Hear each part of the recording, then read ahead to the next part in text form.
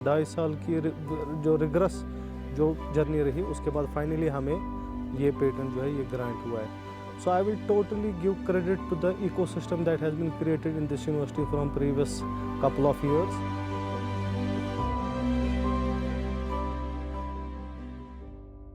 Actually ये बात है 2019 की, जब मैं यहाँ पे पीएचडी में एडमिशन हुआ था फैकल्टी ऑफ एग्रीकल्चर बॉर्डर में। सो मैं श्रीनगर में रहता हूँ घर में। तो जब मैं घर से जा रहा था कॉलेज की तरफ from starting days of my PhD, so रास्ते में मैं तब ऑटम का सीज़न था लकीली, तो मैंने रास्ते में देखा हर किसी जगह मतलब धुआं ही धुआं था। तो मैंने सोचा कि ये कुछ मसला है, क्योंकि ये मतलब नॉर्मल सी चीज़ नहीं, इतना सा धुआं, तो ये आखिरकार इस कहाँ जा रहा होगा। तो जब मैंने इस पे ध्यान दिया ये क्या है, तो मैंने देखा कि जो हमारे हॉर्टिकल्चर रेजिड्यूज़ हैं वो फार्मर्स ओपनली बर्न करते हैं। तो इससे बहुत सारा जो एयर पोल्यूशन प्रोड्यूस होता है हर साल हमारे प्रोडक्शन सिस्टम, जो हॉर्टिकल्चर प्रोडक्शन सिस्टम है। तो मैंने जब एक सर्वे किया कि अभी हमारे पास कितने अवेलेबल ऑप्शंस है इसको ट्रीट करने के लिए, and you will be shocked at that time, मतलब मैंने कोई ऐसा एक रोबस्ट कोई मैकेनिज़्म देखा ही नहीं कि हमने इसको कैसे सस्टेनेबली मैनेज कर पाते हैं। तो मैंने सोचा कि लेट्स टेक ए चैलेंज, और अपने पीएचडी में मैं इसको एक रिसर्च प्रॉब्लम की तरह लूँ। तो उसके बाद मैंने बहुत सारे ट्राइल्स की, हिट एंड ट्रायल्स, तो मैंने फाइनली एक प्रोटोटाइप मेरे दिमाग में एक आइडिया आया, जो एक IoT बेस्ड मल्टीपर्पज़ पायरोलाइज़र कम कुकर कम हीटर है।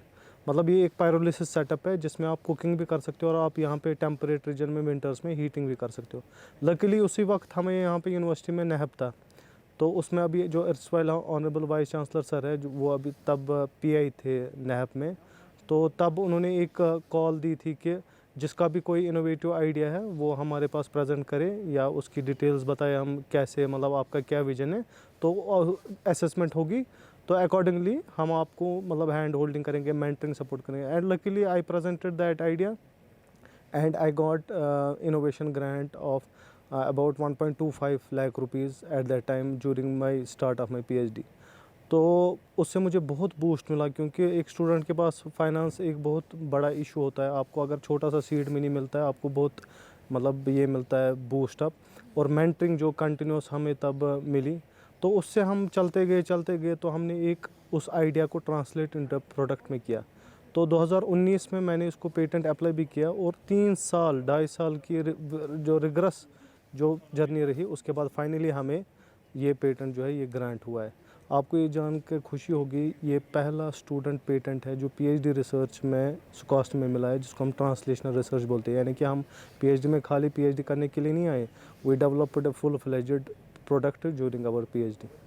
Mostly students, they are inspired because I daily interact with some of my juniors colleagues.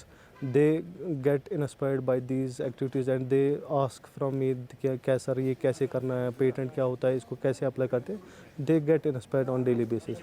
जब भी हमें कहीं पे मौका मिलता है, चाहे किसी भी लेवल में, हम ये इमेजिन करते हैं कि हम भी एक वक्त में उसी स्टेज में थे जिस स्टेज में हम तब अपने ऑनरेबल वाइस चांसलर सर के पास गए थे, जब हमारे पास मतलब कोई सपोर्ट नहीं था, कोई मेंटरिंग नहीं था, we were just with a rough idea.